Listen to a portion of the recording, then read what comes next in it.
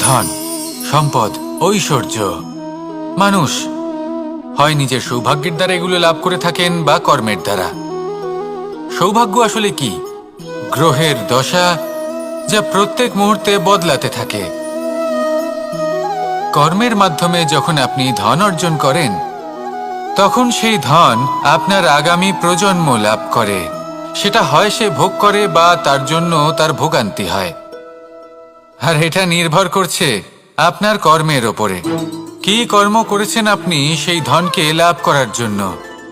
যদি আপনি সৎ পথে চলেন, নিষ্ঠা ভরে আপনি কর্ম করে থাকেন এবং তার ফলে আপনি ধন অর্জন করে থাকেন, তাহলে আপনার আগামী প্রজন্ম সেটা ভোগ করবে, সেটা প্রয়োগ করবে নিজের বিকাশের জন্য।